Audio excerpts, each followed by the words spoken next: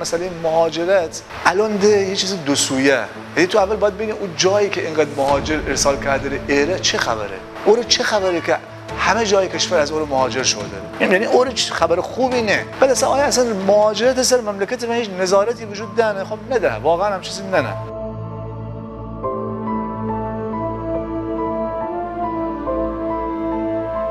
هر سرزمین یه پتانسیلی داره، یه توانی داره. تو شما اون حکشه دارید. نگونم به سبب که دولت‌های فاشیستی مردم اجازه نده خودشون محل زندگی انتخاب بکنن، ولی به هر حال انتخاب محل زندگی یه قواعد و قوانین نیاز داره. مهاجرت ضرر زیاده داره، آسیب زیاده داره، ولی مهاجر عاملی مسئله نه. این خیلی مهمه.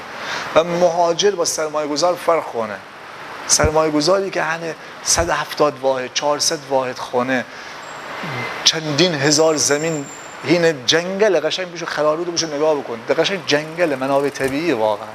ولی خب به اون زمین مال یه نفری بود، قبل اونم کار بود، الان بفروخته کالا بود. تو منی ایشون همه فاکتور بگیری، فقط گیر بدی به خود مهاجر. اما داخل یه سیستم زندگی کرده. این سیستم هم انتخاب ندیم. بنابراین ایشونو بشناسیم، ایشونو بیشتر بشناسیم، همین مشکلات هم شفافتر بنن. احساس خطر به اون معنا نکنیم که انگار یک گروه‌های توطئه کردن که همه از همین سرزمین مثلا بیرون شده. نه، توطئه نیازی نه. همین سیستم، همین وضعیت منفعت طلبی و شکل کاپیتالیسم این مدلی ادامه پیدا بکنه، خب ضعیف‌تر بنه، قوی‌تر بنه. مثلا چه جای تعارف داریم؟ مگه همین شهر من اون سرمایه‌دارم این سرنوشت میمرسونه؟ نه، می هم شهریه، می هم زبونه، می هم خونه، ولی به اندازه 100 نسل بعد از مون زمین و دارایی داره. آیا واقعا من و اون به عنوان دو تا گیلک همزمان یه اندازه از مهاجر آسیب دیدیم؟ نه، خود اون آدم یه عالم مهاجر وارد کنه، حتی حالا مهاجرای از کشورهای دیگه هم صورت غیر قانونی وارد کنه، برای اینکه این کار انجام بده. اصلا براش مهم نه.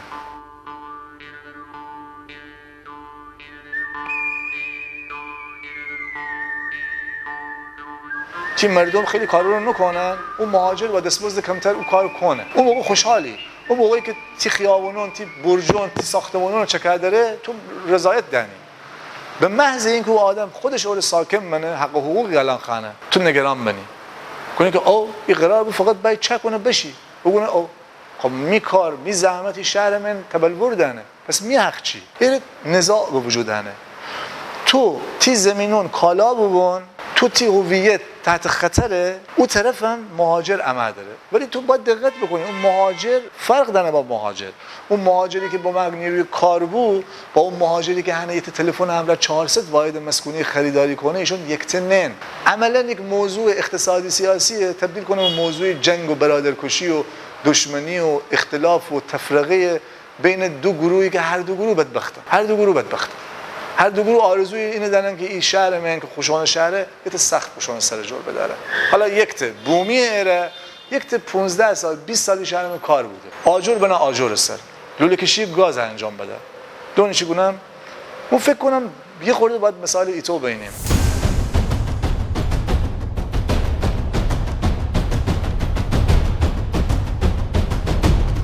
اگه زمین کالاه، اگه نخنی کالا ببون، باید اقدامی بکنیم، باید یه کاری بکنیم. همه کارو بودن، به والله همه کارو بودن.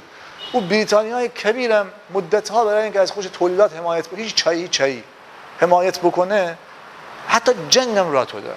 حالا اما که اصلا توان کارو نداریم، ولی واقعا دولت من چای ایران من تبدیل به یک کالایی بکنه که الان که حدوداً یه درصد خیلی کمی از مردم ایرانی کالای مصرف کردن و ایشون سلیقه مصرف در واقع هنوز همون سلیقه مصرف شرکت‌های تولید کننده چای در کمپانی هند در واقع بریتانیاییه. یعنی این چایی که مردم جنوب غرب کشور دوست دارن و همین چای نخونن، به خاطر اینکه ایشون ذائقه خیلی سال شک بیته، چون ایران بازار او چایی بود. اما من نصیبیم این همه سال کاری بکنیم که مردم ذائقه وگرده به چایی که ایران من تولید بوداره و بعد همین ظرفیت تولید جور ببریم. تی نیستیم. چرا گونم تی نیستیم؟ بشیم مصدق دوران رو نگاه بکنیم. حالا کامل به نتیجه نرسه یا، ولی بشیم نگاه بکنیم اون چند سال وضعیت تولید چای چطور بود. نشانه یک کاری بودن که ذائقه مردم از خیلی از محصولات دیگه وگرده به محصولات بومی و اون محصولات ظرفیت تولید جور ببریم.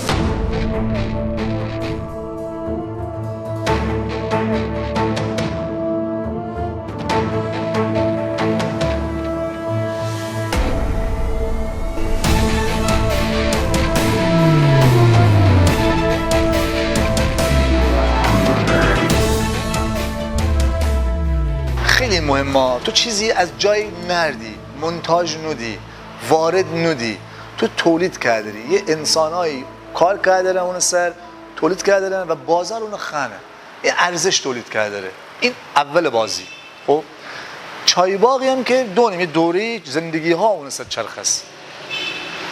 تو با بازار مصرف طرفی 80 میلیون جمعیت دارن. این 80 میلیون همه چای مصرف نکنن ولی چای مصرف کنن. اتفاقا اکثریت چای مصرف کنن که وارد بوده. مردم گیلان مازندران هم ایرانی هن. تی مردم هن. تیب هم ارزش تولید کردن. تو با برنامه خیلی مشخص با کنترل گمرکی، کاری که زمان مصدق انجام بود، کنترل گمرکی، تعرفه دبستن روی کالاهایی که تو مشابهش تولید کردی ولی با محاسبات دقیقی که تی ظرفیت تولید جوابگو ببین. یعنی چی؟ یعنی تو اگه الان فعلا به اندازه 20% جامعه مصرف خودت ظرفیت تولید دانی، تو نه تمام 80% تعرفه دم بد که وارد نبی، ولی به تنظیم پلکانی بکن در دوره 10 ساله 20 ساله که کشاورزم بینه که هر سال به سال صرفه دانه، زمینای زیر کشت، کیفیت فراوری چایی، کارخانجات افزایش پیدا بکنه. تو کمک بکن به عنوان دولت یا از سرمایه‌دار بخش خصوصی کمک بگیر، بگو آقا بنگ وسط ما شما رو اجازه دیدیم که فلان کارو بکنیم.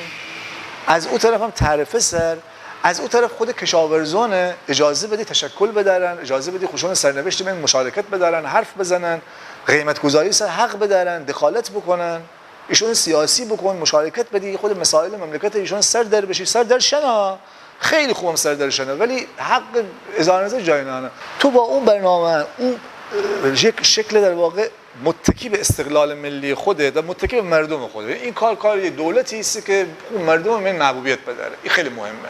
نه بنم دولتی که مردم اینو پیرسته منن این کارو بکنه، ولی خب دولتی که مردم 60% مردم 70% مردم اصلا 40% مردم اینو تایید بکنن، اینو قبول بدارن، این با برنامه 10 15 20 ساله واقعا تینه چای و برنج از این وضعیت بیرون بره. اما الان همه با وضعیت برعکس طرفی. من همه اساتید یک سری دوستان عالم بررسی کنن یه جورایی راست بگونن. یعنی اگر تو اون معیار خودکفایی، معیار اینکه مردم باید زندگی بدارن، ایشون هم حذف بکنی، کاملا فقط علمی و خشک به قضیه نگاه بکنی، یعنی فقط حساب کتاب دخل و خرج رو بکنی، الان گفته دارن که آقا اصلا کشت برنج و چای اصلا به صرفه نگیره، باید فیچینی. اصلا گونم ایران کشاورزی به صرفه نه. این حرف گفتن خیلی راحته.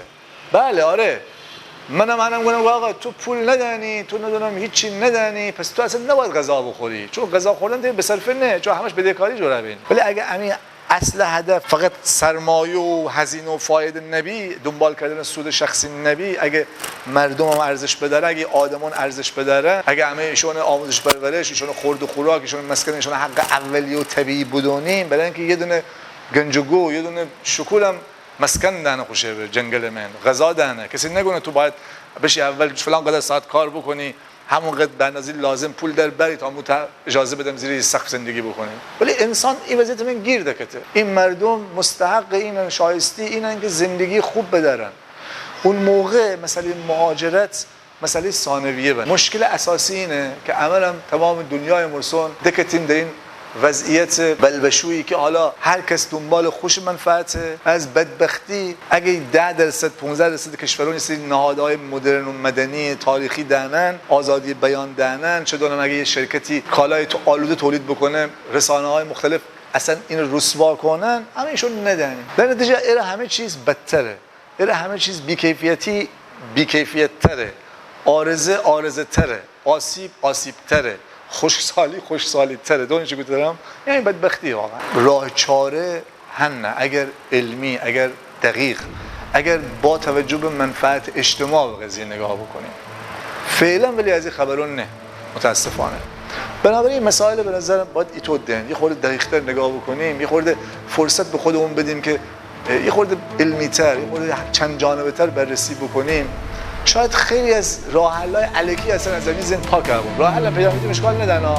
همین که تو راه الکی از تی ذهن پاک کنی، انرژی بی خود صرف مسائل نکنی، هزینه بی خود صرف ایشون نکنی، خودش خیلی قدم بزرگی است.